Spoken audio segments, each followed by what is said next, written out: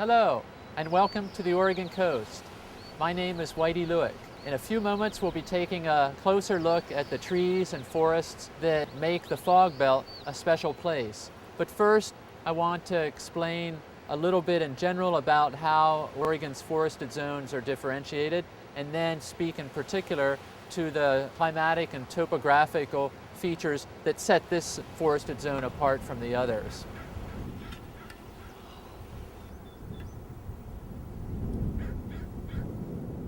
All of the forested zones of Oregon have a great deal of diversity within that zone, depending on soil types, topographical differences, south-facing slope versus north-facing slope, and so forth. The Fog Belt is the smallest and certainly the narrowest of all of the forested zones of the state, and yet it exhibits just as much diversity as any of the other forested zones. The main feature of the Fog Belt that sets it apart from other forested zones is the summer environment. While the rest of the state is undergoing the annual summer drought, relatively high temperatures at least during the day, the Fog Belt is bathed in fog, at least for part of the day. Temperatures in the afternoon might only reach 65 or 70, while those in the West Cascades or in the Ojoco's, the Blue Mountains of central and eastern Oregon, might be up into the 80s or 90s with a very low relative humidity. In the wintertime too, the Fog Belt is a nice place for trees to grow because temperatures are always more moderate here than they are elsewhere in the state. Topographically, the Fog Belt differs from the other forested zones of Oregon in that, of course, much of the land is right near sea level. There are places, headlands that rise to 400 or 500 feet, but again, relatively low elevation. There are places where the lowland extends quite a ways inland, say in the Coos Bay, Coos Estuary area, and there the fog can penetrate way inland during the day, so this zone will extend 10 or even 15 miles inland. Other places, like near the taller headlands along the central and the north coast, the fog doesn't go in very far, so the zone is very narrow indeed. So let's take a closer look now at some of the different forests and trees that we find here in the Fog Belt.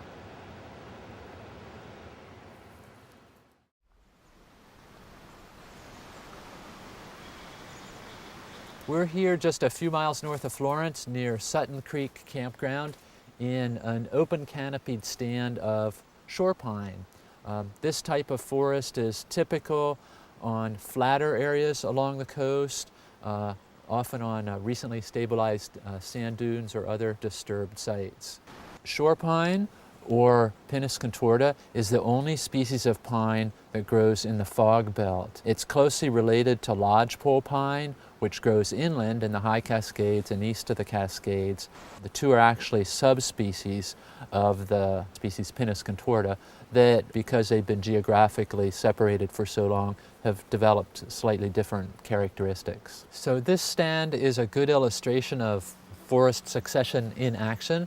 The pioneer species, what we call the first tree species to come in after the disturbance, in this case it was moving sand dune for a long time, first species is shore pine.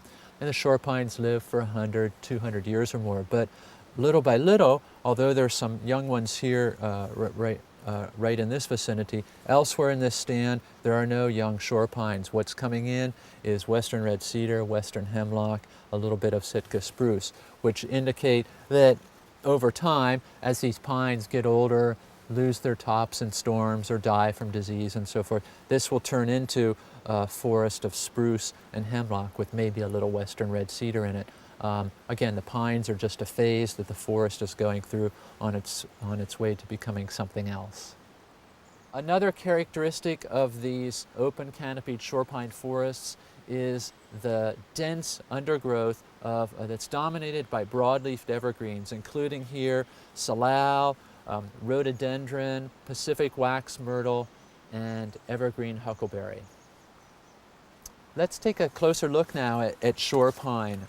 All pines bear their needles in clusters of 2s or 3s or 5s, and shore pine is a 2-needle pine. The needles are often somewhat twisted or contorted, Pinus contorta. They're 2 inches to at the most 3 inches long. The cones of shore pine are about as wide as they are long. They're relatively hard.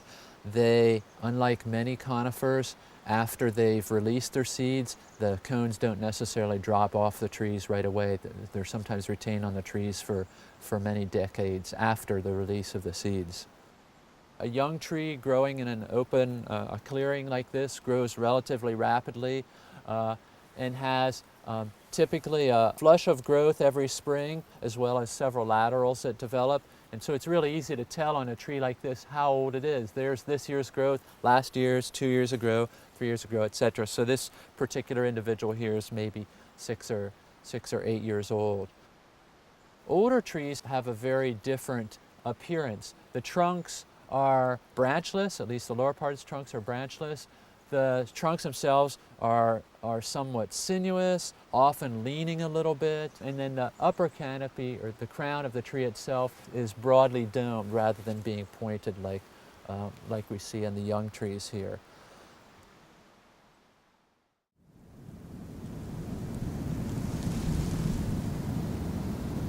We're near Baker Beach and Lily Lake at the north end of the Coos dune sheet that extends from here about 50 miles south to near Coos Bay. Two different sites that we'll be looking at here are the tree islands, which we see in the distance here, surrounded by actively moving sand, and then this newly developing forest just inland from the beach.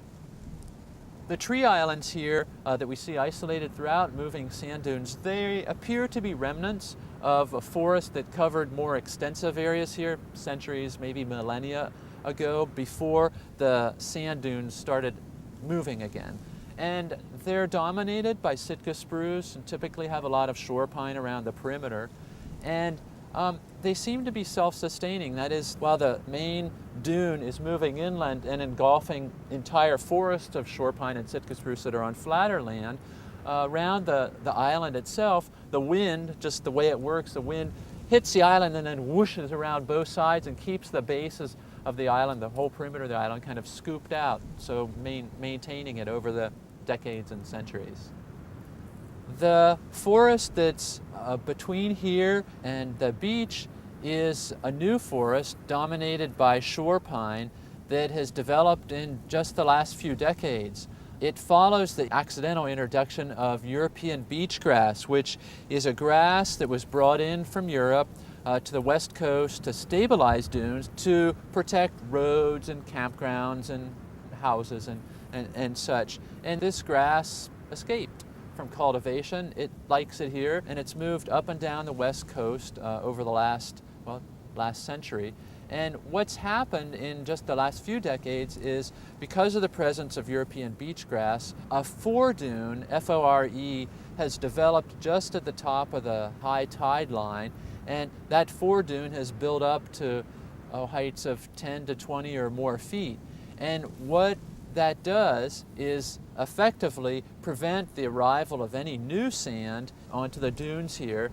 And so what used to happen is, with the summer winds and in the winter too, sand would be blown off the beach and onto the dunes. And as the dunes moved inland, new sand was always coming in. But with a fore-dune there, or what's sometimes called the fore-dune complex, where it's not just a single dune, that prevents, like I say, the new sand from coming in. And so the dune keeps blowing inland, and where it was the shallowest, the dune has been removed down to the water table, and there's no more sand. Well, now that it's down there, no more moving sand, trees have been able to move in, again, mostly shore pine. And over the last few decades, as the dunes continued to move inland, more and more areas have been exposed and colonized by the shore pine. So this area behind the fore-dune we call the deflation plain, where the winds, well, it's not that the wind's not strong there, but the wind's not carrying sand there.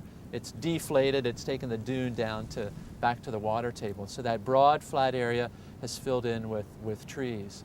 So it's amazing the speed with which this has happened, the creation of the fore-dune and the deflation plain, and then the afforestation of that area, that there are people alive today who remember in the 1940s and 1950s when you could come out here to Baker Beach or anywhere along the Coos dune sheet, park and walk all the way to the beach, while seeing the ocean and while seeing no vegetation, because no trees grew here except on the tree islands, because the sand was constantly moving. And now in just a period of a few decades, it's totally changed. We can hardly see the ocean from here. We can see the foredune, and we see this deflation plain filled with trees. It's phenomenal how fast a landscape can change.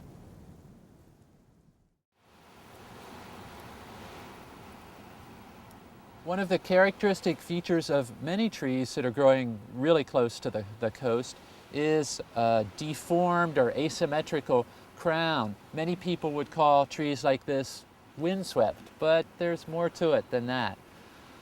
In the wintertime, storms come in off the Pacific, generally from the southwest. That's the season when we have our highest winds here at the coast. So if that's what was deforming these trees' canopies, the canopy should be pointing towards the northeast because of the southwest winds. But these canopies are all pointing to the southeast. So what's up? Well, in the summertime, the winds are from the north or the northwest, and there's no rain for much of the summer here. So every day that these winds are blowing, they're bringing in mist that's salty, from blowing across the ocean and the crashing waves and so forth. And that mist is being deposited on the windward or northwest side of the tree. As it dries out, the salt that's deposited sucks water out of the plant's tissues, its buds, its needles, its twigs, and those tissues die on that side of the tree. On the leeward side of the tree, in this case facing southeast, those needles survive, the buds survive, and the tree continues to grow more or less normally. And so because of the salt will kill the bud on the windward side and maybe the side buds too. The one bud on the leeward side will grow out. It doesn't grow up because it was pointed this direction. And then the same thing will happen next year. It'll set a bunch of buds, but some of them will be killed, and one or two buds will survive that go that direction. So initially it looks, these are connected straight lines, vertical, off at that angle, off at that angle, off at that angle. But over time, as the tree gets bigger, those jogs get hidden under bark and wood, and so you get this more smooth, curved look that looks as if the tree was, quote, windswept, when in fact it was salt swept. So here on the leeward side of this same Sitka spruce we were looking at a minute ago, here these branches are totally protected from the salt. The salt lands on, well, all the dead twigs and dying twigs and so forth on the windward side of the tree. And so the growth of this tree, like this year, it grew almost a foot, the lead shoot here. Of course, everything is, facing out this way, protected and such. And right in back of me, this little shoot that sticks up here, it's been assaulted and it's died, but the shoot right next to it, the salt's just missed it, and so it's still doing fine. Again, in the wintertime, the winds are from the southwest, but they're accompanied by rain, which washes the salt off. In the summertime, the winds are from the northwest, not accompanied by rain, bringing in salty air, which just accumulates on the windward side of the tree, kills those tissues. The ones on the leeward side continue to grow, and so over time you have this kind of look.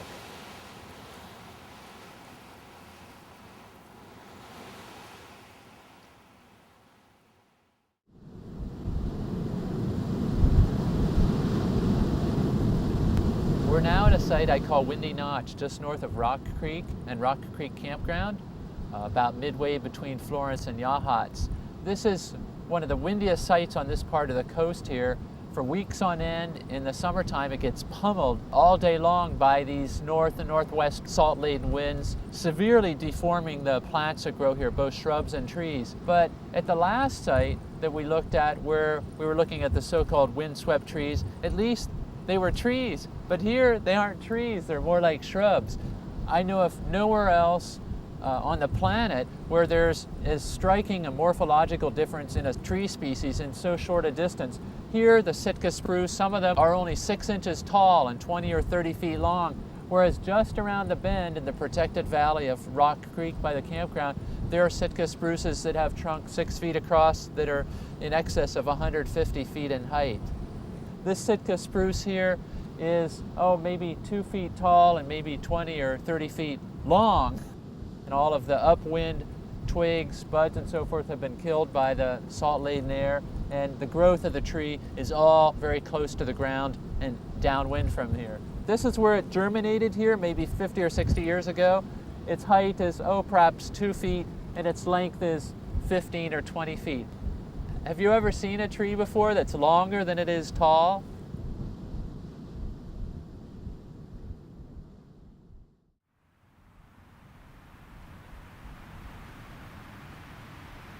This site, up until 75 or 85 years ago, was a treeless grassland. What happened here? Why was it grassland before, and why is it covered with trees now? This part of the coast has been inhabited for thousands of years by a succession of cultures, Indian tribes. They tended to base their villages in protected coastal estuaries, and then in the summertime they would move north and south along the coast, collecting resources, shellfish, and things like that. And so where there were beaches, it's easy to walk along the beach, but where there are headlands, like here, they couldn't, it's never open for traffic down below the headlands. It's just crashing surf all the time. And so what they would do is have to go up and over the headland. Well, through the dense under canopy of a lot of these coastal forests, like we saw at in the shore pine forest, it's really hard to make a trail. And so what they would do is, as needed, just burn these headlands, and that kept trees from moving in and kept the headlands in just grass. And so there's evidence of people having lived on the coast here for some 6,000 years, and so it looks like these sites have been treeless for that long. But when the Indians disappeared in the mid and late 1800s and pioneers moved in here and had grazing cattle and sheep, the cattle and sheep did the same thing. They kept, they ate the seedlings, they ate the grass, of course, but they ate the tree seedlings and kept it out of forest. But when they disappeared in maybe the 1920s, 1930s, then the trees which were growing nearby, they seeded right in. So almost all the trees we see here are Sitka spruce, Picea sitchensis, and they're all about the same age, give or take 10 or 15 years. So maybe as young as 60 years, maybe as old as 80 years. Some of them had more space to develop, more nutrients, more water, more sunshine, so they got bigger faster. But every tree in the over canopy here is Sitka spruce. So Sitka spruce has a very, very long native range from south to north. It's native from northern coastal California all the way up well into the panhandle of southeastern Alaska. So, but always within the fog belt. And like most spruces, Sitka spruce has relatively thin bark, dark gray, that peels off in pieces that look kind of like oversized charred potato chips. And so, it doesn't have ridges and furrows like a Douglas fir and incense cedar or many of our other native trees. So thin bark, relatively light colored bark, and often a very buttressed base. So the trunk doesn't go into the ground straight or just slightly flared, but has a considerable flare at the base. Sitka spruce has relatively short, very sharp needles that go all the way around the twig. This branch that's not from the upper canopy, it's from the middle canopy, so it's a little flatter than some. And another aspect of all spruces is that when they lose their needles, a peg or the stump of each needle remains at the base. And so if you pick up these branchlets on the forest floor, they're very scratchy and pokey. And if you have a sweater on or fleece or something like that, these stick to it, unlike Douglas fir or western hemlock wood. Another thing about Sitka spruce, their cones 2 to 3 inches long, light to dark blonde. This one's still a little moist here, so it's not fully open, but when it's fully open, the scales are relatively soft. They're not hard like a Douglas fir's cone scales. Even if I didn't know from early photographs that this site here had been unforested, I could still tell by looking around at the landscape. And the telltale sign for me is that if there had been large trees here before, scattered or a big forest, as those trees, especially so close to the coast here, as they get knocked down by wind, the tree lifts up its root wad.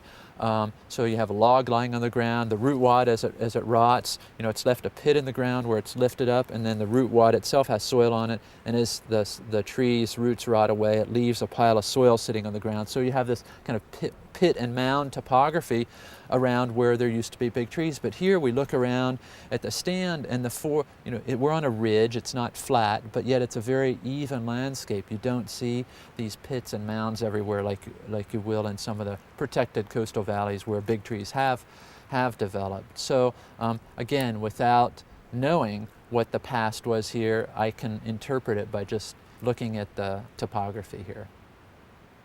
Another interesting aspect of these older forests and protected coastal valleys is that it's very difficult for spruce seedlings to get started. I mean, thousands, millions of seeds are raining down from the canopy every year, but in many parts of these forests, the under canopy is so dense with sword fern and evergreen huckleberry and such that the seeds filter down through those plants to the ground, and even though they can germinate on moss, it's too shady there. They just can't get started. And so instead, they get started on top of fallen logs or on uprooted root wads or on stumps of trees that have broken off. And the little seedlings will get started and grow in the moss around the outside of the log or the root wad or the stump, and the roots will eventually go down to the ground and contact mineral soil.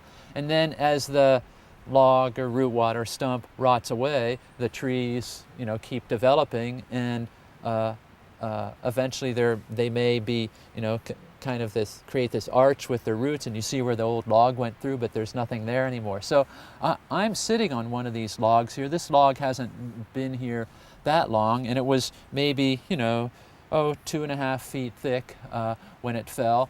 Perhaps hundreds of seedlings got started along here, most of them spruce, some of them hemlock, western hemlock. This is what we call a colonnade of spruces here, a line of spruces that's developed atop an old fallen log that's rotting away and will eventually rot completely away. As incredible as it is to see a stand of Sitka spruce trees growing in a line atop a log that fell in the forest, sometimes the Sitka spruce develop atop of other things. Here, for instance, this tree developed atop a stump that was maybe 10 feet tall, and the first roots grew down in the mosses around the side of the stump, eventually into the ground, and then over the last 100 or whatever years, the whole stump has rotted away, and so what were the roots of the tree are now the trunks of the tree. The tree has several trunks, and so it's not big enough to be a drive-through tree, but it's certainly big enough to be a walk-through tree.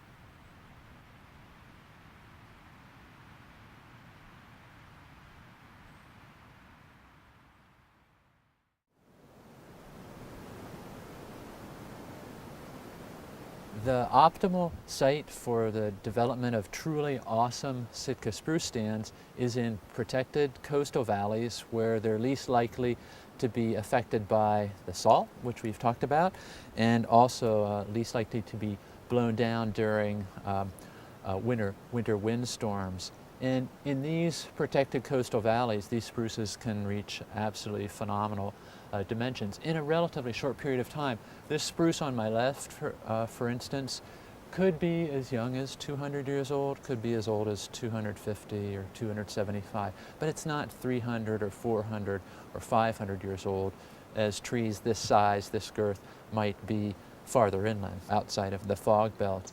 The temperate rainforest that exists here at the coast, this is the only place in Oregon where we have temperate rainforest.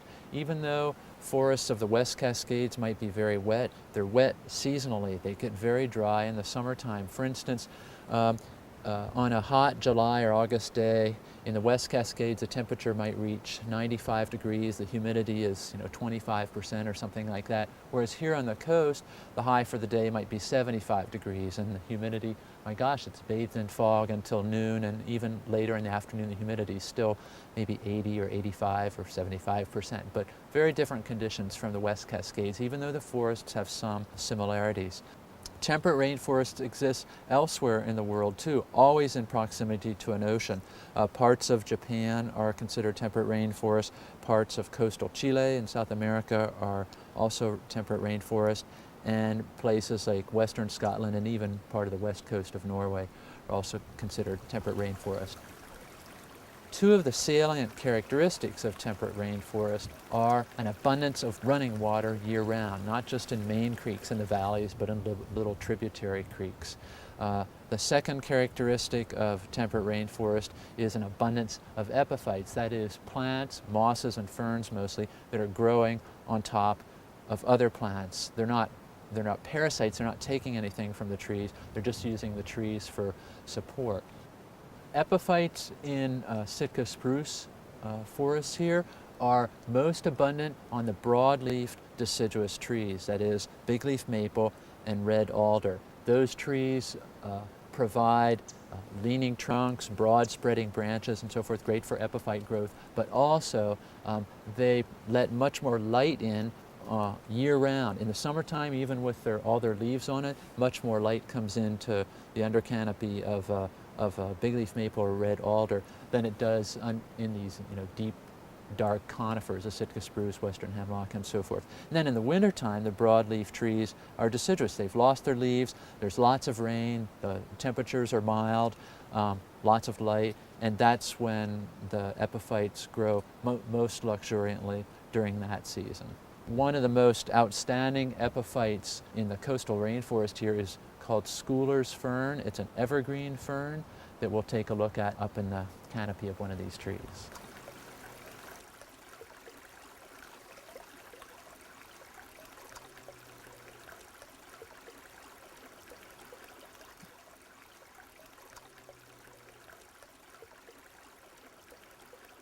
Because of high humidity year-round here in the fog belt, wildfire is a relatively uncommon phenomenon, and when it does happen here, it's what we call catastrophic. That is, it kills all of the trees. Sitka spruce with its thin bark is very susceptible to wildfire, even if it's a ground fire. A ground fire typically kills all or most of the trees in the stand.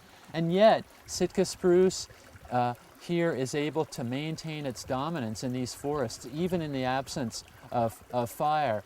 And it's a pioneer species, but it's also what we call the climax species here. And so there are areas in the fog belt of western Washington in the Olympics where there's no evidence of fire for as long as 5,000 years, and still the Sitka spruce forest has maintained itself. The way it's able to do that here is that over time, every 50, 100, whatever years, there's a big gale that knocks down 1 or 2 or 10 of the big spruces, opens up a hole in the canopy, and then these little sprucelets growing on top of logs or stumps or whatever that have maybe been putting along for a little while, they're able to take off and fill that hole in the canopy. Meanwhile, 100 years later, whatever, another hole develops. And so this pioneer species is also kind of the climax species for these forests here.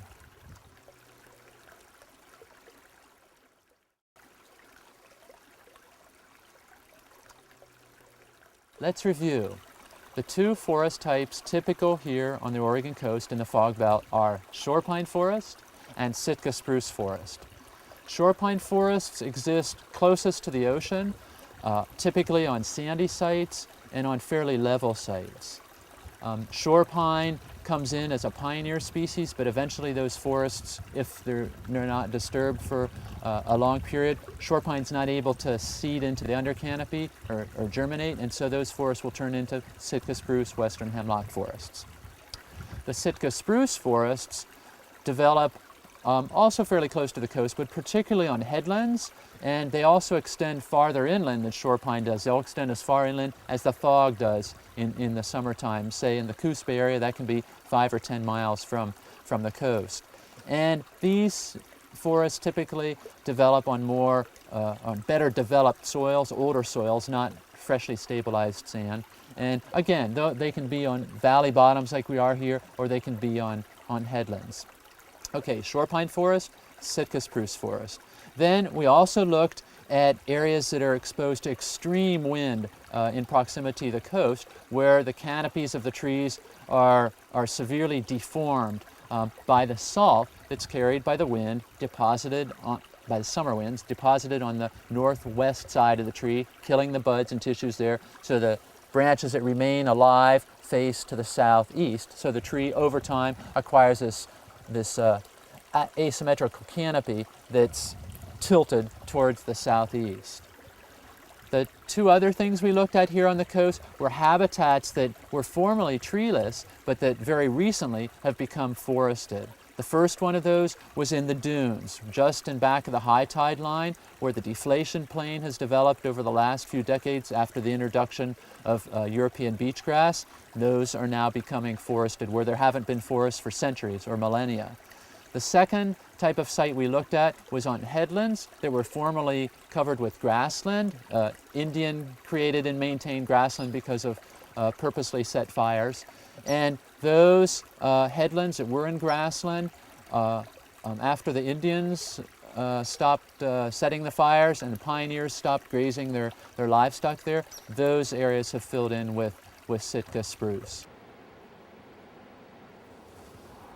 There's nowhere else on the entire planet that has forests like those we've talked about here in Oregon's fog belt. Yet most people who come to visit the coast go to the beach, visit panoramic viewpoints, visit, of course, the towns and curio shops and their restaurants. They're not here, which is great for those of us who are here because we have it all to ourselves. But next time you visit the coast, consider taking the time to peek into the area's fascinating forests. They are wonderful and wonder-filled places that deserve a closer look.